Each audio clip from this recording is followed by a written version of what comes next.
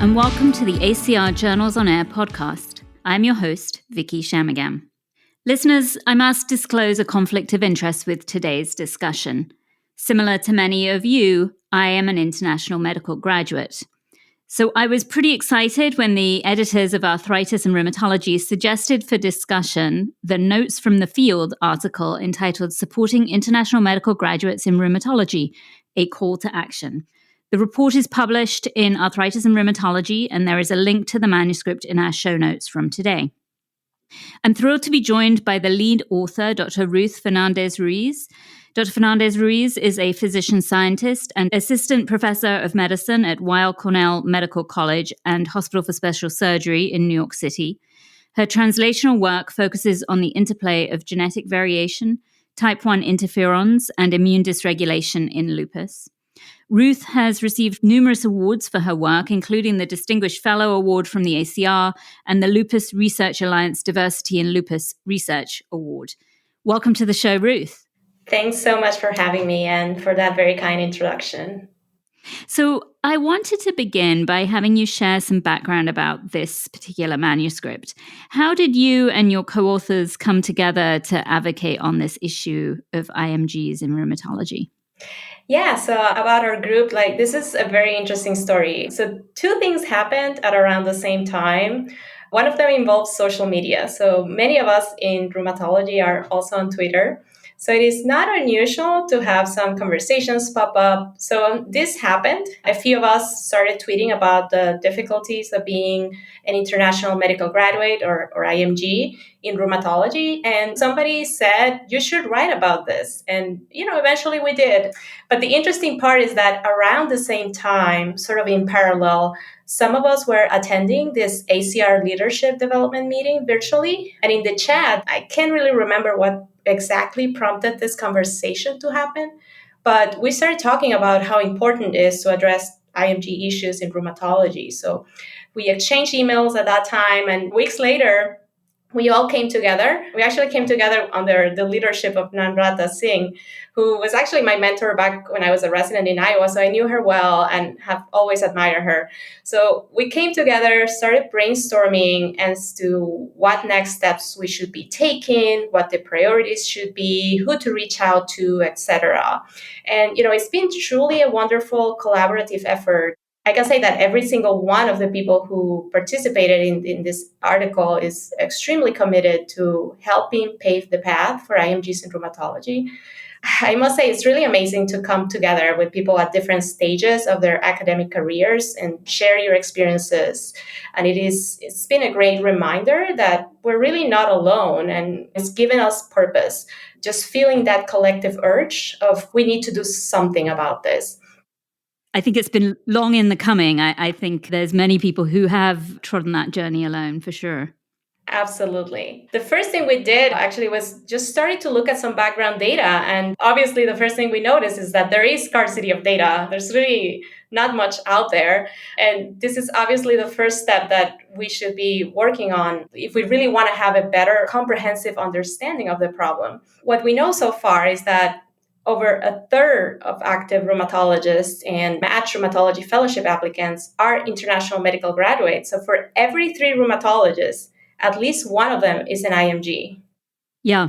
And I think that's data I think you quote in the article from the AAMC and from NRMP from 2020, 2021. I think prior years it might have even been higher. So the IMGs really are a significant constituency group for physicians trained in US rheumatology programs. Yet we're not really facilitating the pathway to employment in our specialty and ongoing practice of rheumatology for those graduates. Can you talk to our listeners and tell us some of the barriers that IMGs face? Yeah, so the barriers really start from the very beginning and then they just start compounding over time. Initially, the main challenges are related to the lack of interaction of IMGs with the US healthcare system. So this makes it harder for them to get rotations here, to get good letters of recommendation, to find mentors. And then on top of that, many programs won't really interview IMGs because there are all these misconceptions, like IMGs on visas just can't get any grants, or they won't be able to move on to academic careers or even stay in the US at all. And there's the concern that investing in training IMGs may not be worthwhile for the institution. And this affects also IMGs because they might feel discouraged from pursuing professional growth opportunities. So the fact that program directors and some division directors are just unfamiliar with the process IMGs need to go through and unfamiliar with the medical schools IMGs attend to, just to name a few examples. And of course, the visa issue, the visa status is a huge hurdle for those IMGs who are not green card holders or US citizens. And these visa related challenges can just go on for many years and can be a very convoluted process, can go on even after finishing fellowship training, and it can even determine what type of jobs you can apply to or where you can go to practice. And it also limits the funding opportunity available for these IMGs who are on these non-immigrant visas. Yeah, and I think sometimes is underestimated also by the IMGs, right? I can for sure tell you that when I moved here, I did not realize how complex the process was going to be, how long it would take, and how many twists and turns it would take over the years.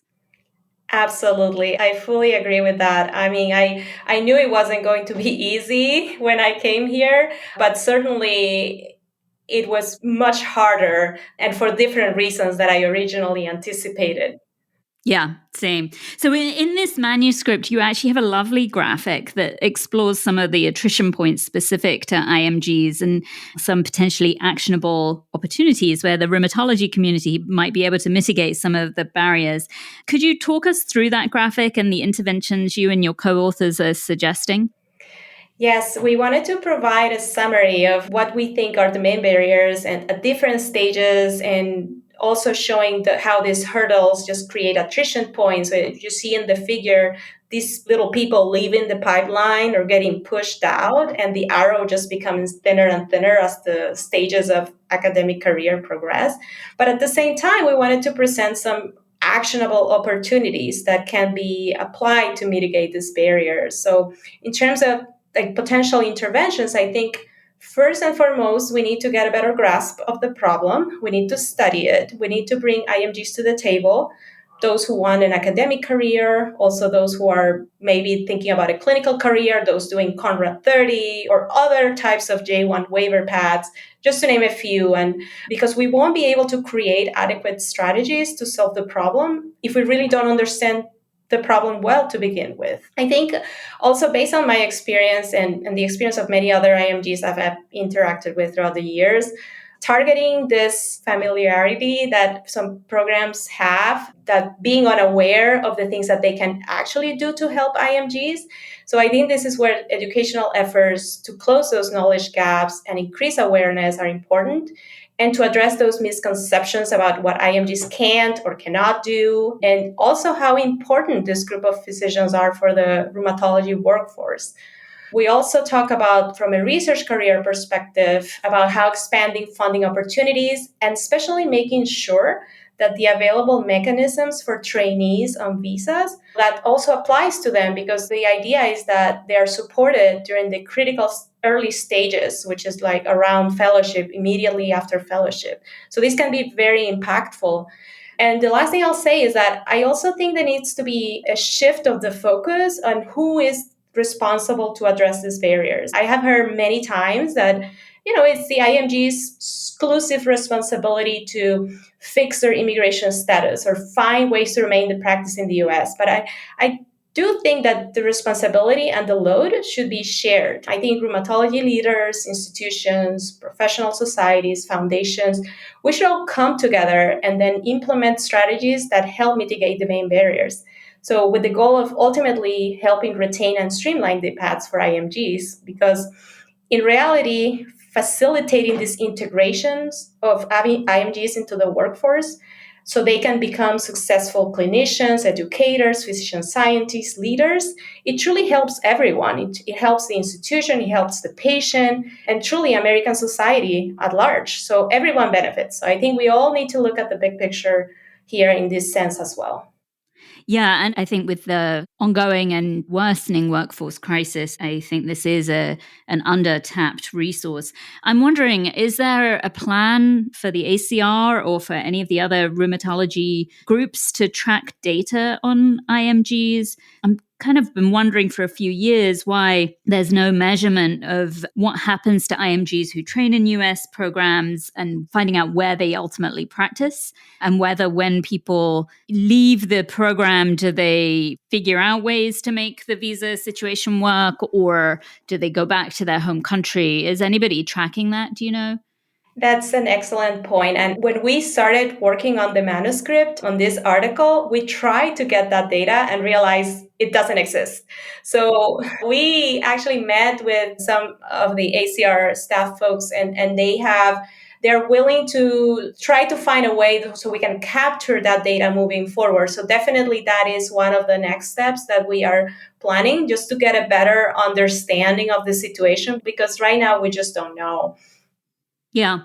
And just for our listeners, are there currently any mechanisms that exist for rheumatology IMGs to connect with each other and share experiences on the process? I remember when I was going through it, there were a number of times where things got held up, paperwork got held up, and I really had no clear idea of how to navigate the process. And it was just a matter of kind of Googling different interest groups and people who'd been through the process who gave advice. But is there any way that specific to rheumatology people can connect with each other and get advice on the process?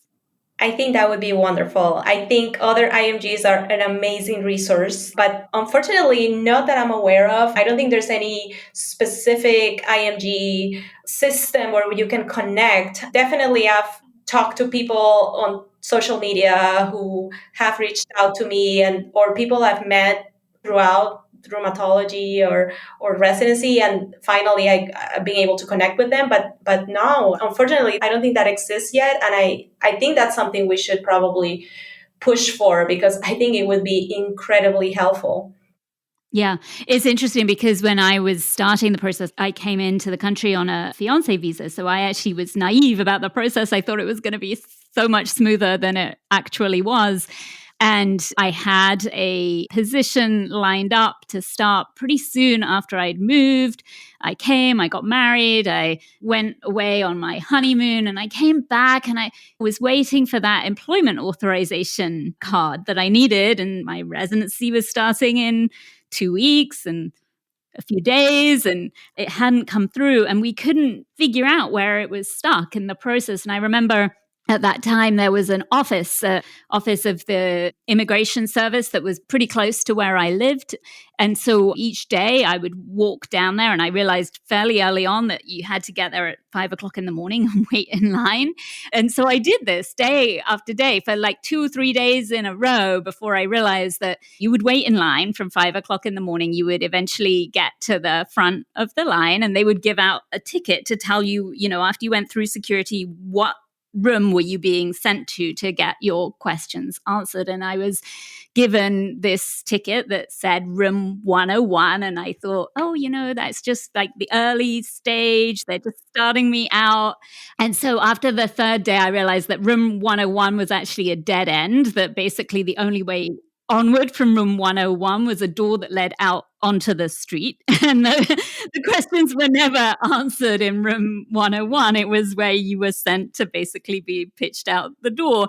And after sort of 3 days of this, eventually we kind of asked around, did some searching, and figured out that every congressperson has a person in their office who is solely in charge of helping with immigration issues for their constituents. And so we ended up reaching out through that pathway to get someone to help us. And I'm certain that if we had not done that, I would have just been stuck in limbo for the duration. Like, it never would have moved forward. And I'm sure other people have had similar situations where they have a residency start date and things are delayed and they can't figure out how to navigate that. And simple tip lists that we could put on our society's website for fellowship and residency directors to give people those simple tips would be really helpful. And I think for our community would be really helpful. I totally agree. I think it's incredibly frustrating. You feel like you made it. You have a residency spot, and then all of a sudden, all these things happen, and you feel crushed. Yeah. Well, so I have an ending to that story, but I want to circle back to a little bit of your story first, Ruth. And I wondered if you could share with our listeners your journey.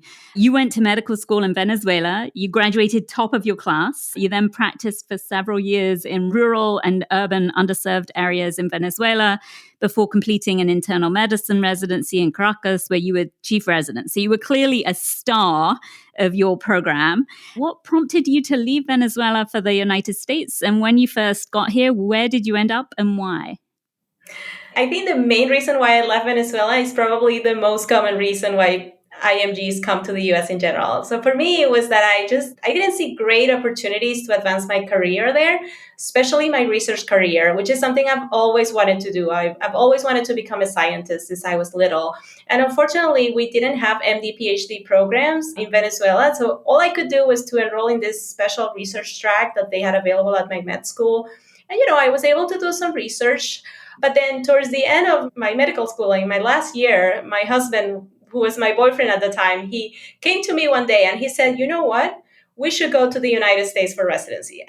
And, for a second, I thought he was joking. But I mean, neither of us had ever traveled abroad to any country. We barely spoke English. We had no money, no family in the US. But then it sort of came to me that it made a lot of sense what he was saying, because if we truly wanted to become physician scientists, that was the way to go. So that was the main drive. And then, of course, at around the same time, we had some political and socioeconomic crisis going on in Venezuela that was just worsening.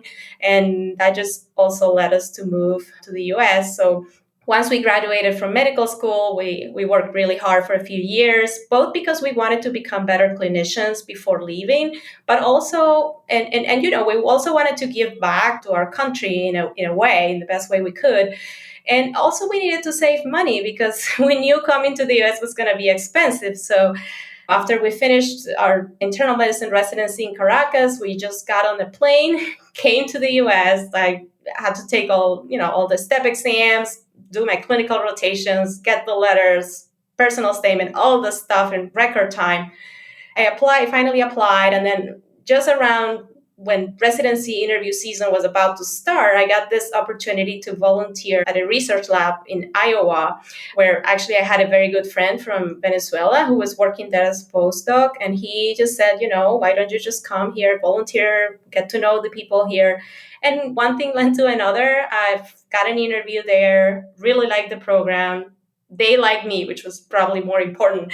And I ended up matching there, which in many ways was very fortunate, and because this was a really good medicine program. Yeah. And during that time, I mean, I'm assuming that was a lengthy process. Did you have any challenges during residency as an IMG or any glitches along the way? I mean, unfortunately and absolutely unsurprisingly, yes, I did. As I said before, like when I made the decision to come to the US, I knew it wasn't going to be easy, but I figured, you work really hard, you prove yourself, you do all the right things, you're going to make it. You're just going to make it. That's natural.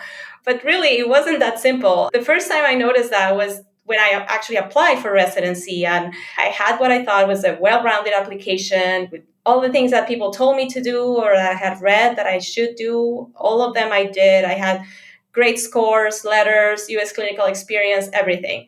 And, I applied to a lot of programs, like close to 100 programs, and just to get a handful of interviews. And most of them were what they're called IMG friendly programs, are these like unofficial lists that are created by IMGs to just help out applicants, just to know where to apply to. Because really, you can't even really trust ERAs oftentimes, because you look up programs and they say, yes, we take visa applicants, but then no, they really don't. So, I mean, to me, it was shocking. But then what was really, really impactful was when I asked other IMGs, they actually said this was an amazing outcome. Like I had achieved something incredible, because most IMGs end up applying to like 200, 300 programs, maybe to get a couple of interviews, and just sometimes to not even match at all on the first, second try.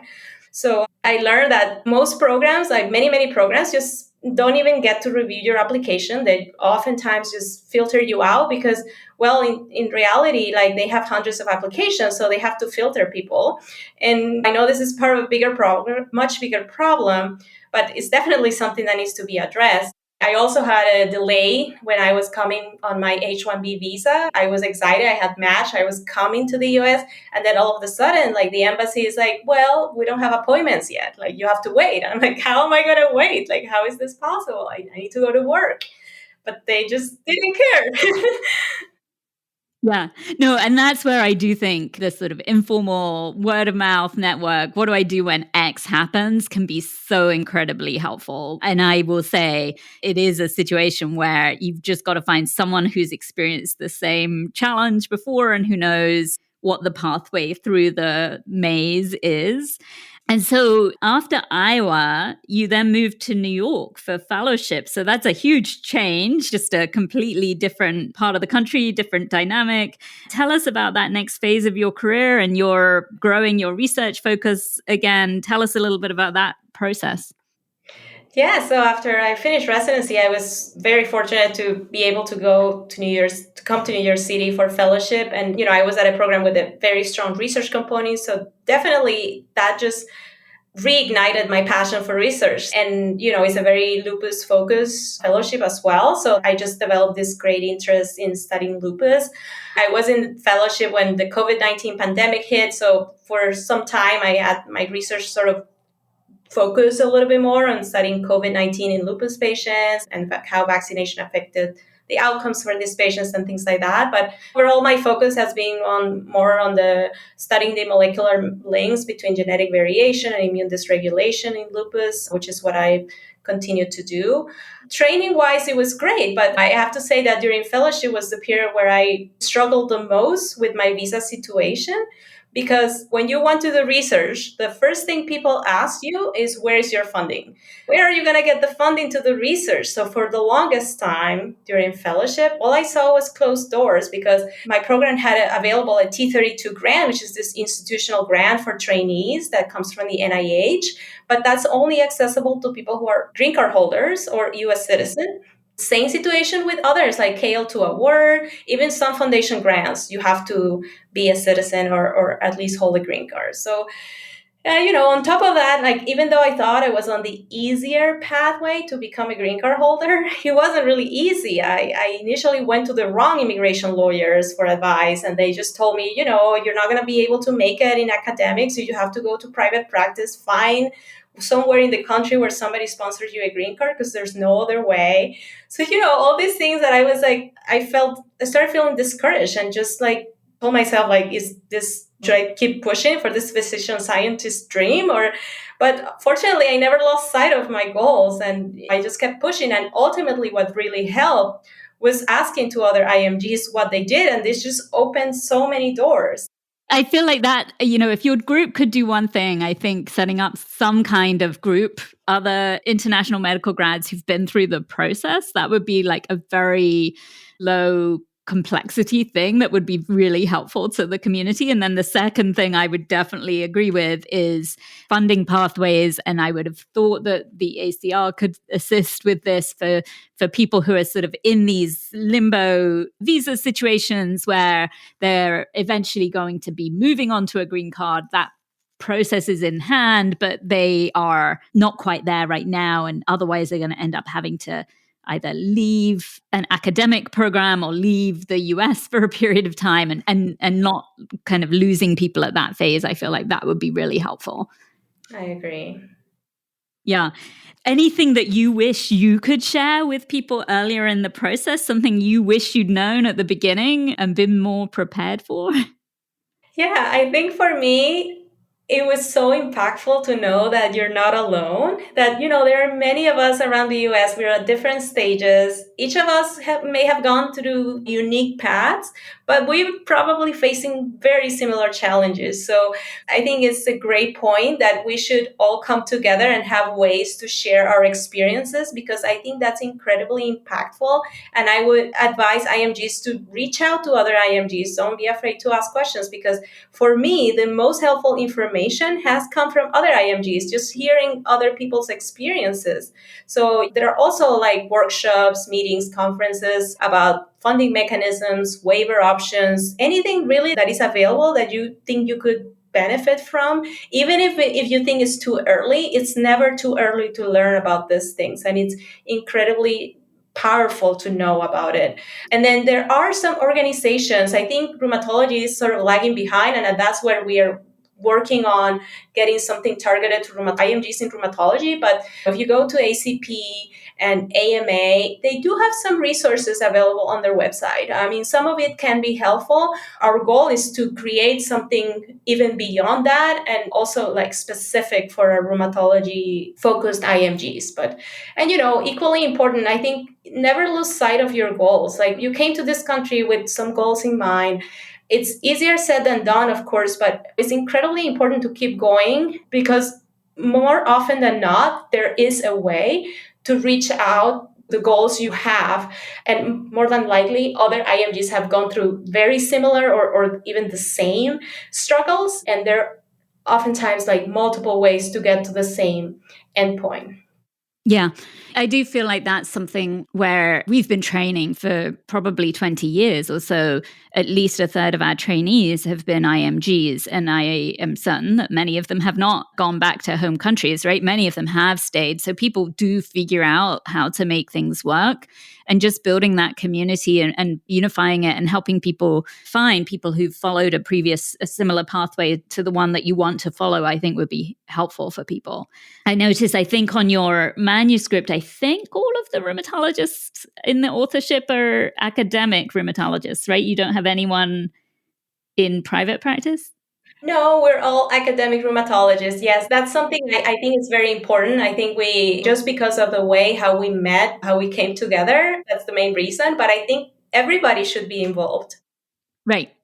And so I guess part of your kind of call to action now maybe could be that as we think about how can the rheumatology community help with this process, perhaps that should be part of the call to action, that people who've got experience of pathways outside of academics would also be helpful for that group too, I think. And for the larger workforce planning for the ACR, I think it would be enormously helpful. Yes, I fully agree. I think we need to hear the voices of all IMGs in all practice settings, not only academics. There's always this bias and it's hard to overcome, but it needs, for these issues, like it really, we have to involve everybody. Yeah. So I'm going to kind of finish up that story about my kind of immigration story about Room 101, because I think the one thing I wish I had realized at the beginning was that I was going to be sent to Room 101 a lot. And so I guess towards the end of the process, I had a green card, I had kids now, I'd been married a while, and I was going for my final interview to become a citizen.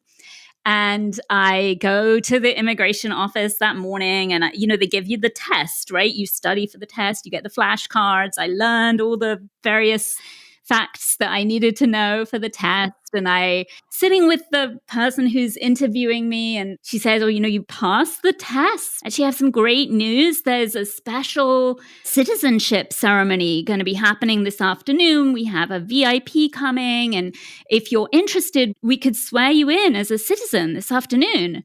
And I'm like, oh my gosh, this is like amazing, fabulous. I guess I'd taken the whole day off work and I had planned to spend the afternoon with my kids. So I say to her, can I go home and get my kids so that they can watch me become a citizen? And she's like, sure, yeah, just when you get back, tell them that you're coming for this ceremony. So I race home. Kids are still small. I remember like the double wide stroller. I get them in the car. I get them out of the car at the immigration office, somehow get through that line. And I get to the place where the guy gives out the tickets to tell you which room you're going to. And he radios to somebody. And I'm like, oh, it's odd. She's here. And the official that I'd met with that morning comes down to meet me. And she's looking kind of serious. And I'm like, wow, this VIP, they must be a really important person. And she says to me, I have some bad news. I'm really sorry, but we can't make you a citizen today. And I'm like standing there with my kids. And I'm like, what happened? Why not? It turns out that in 2003, when you first emigrated, they opened an extra file on you, and we can't find that file. And until we find that file, we can't close your immigration packet and make you a citizen. So we have to find the file. And she's saying this, the guy at the desk, he has the ticket to send me to room 101. Now in retrospect, I realize that room 101 is not, in fact, the basic kind of training, basics of immigration for new arrivals. It's kind of somebody with a more Orwellian sense of humor. Room 101 in George Orwell's 1984 is the place you go to confront your worst fears. And so I'm like, okay. And so basically, I don't get made a citizen that day. And I leave with the kids, and I'm kind of disappointed. And I talk to my husband. I'm like, what should I do? And I'm now, a little bit more proactive about things. Who can we call? What can I do? And he's like, no, I think we've just got to wait for them to just realize that they are never going to find the file. And in 6 months, it will be administratively closed. And at that point, they'll make you a citizen. And that is exactly what happened. And so I guess my advice to other IMGs would be, you're going to get sent to room 101 a lot. And you will confront that fear. And it will be okay. And I think what I've learned, and I guess what I would say to fellowship and residency directors, is your IMGs are going to be resilient because they have faced disappointment and struggle and things that don't totally make sense, and been faced with decisions that have really limited rhyme or reason. And you just have to work through it and come back and try again. And as I look back on that process now, I think it was a formative experience. I did eventually become a citizen, and my kids got to watch and they waved their flags, but it was 6 months later. And I think I wish I had known at the beginning of the process how complex it would be and how much disappointment there would be. But at the end, I did get it and I did make it. So there's always hope. Yes, and no matter how many 101s are going to happen. So, Ruth, it's been a real pleasure having you on the show today to talk about your career, your experience as an IMG. I am really excited to see you advocate for others, and I hope your group keeps talking about these issues and sharing their personal experiences, because I think only from that and increasing awareness and understanding are we going to be able to help both navigate the challenges and then advocate for change for the future. And I'm hoping that your call to action will spur the ACR and other advocacy groups to take on the challenge. Absolutely. Well, thank you so much. And likewise, it was truly a pleasure to participate. And as I said, I hope this is just the beginning. And we all keep working together to pave the way for all of our future IMG colleagues in rheumatology. Absolutely. So this episode, I also want to thank all the people that give IMGs a helping hand, the program directors who see potential and give us a chance, the immigration officers who find lost files or don't and just process our papers anyway, and our co-residents who I am incredibly thankful for helping me along the way assimilate into the system.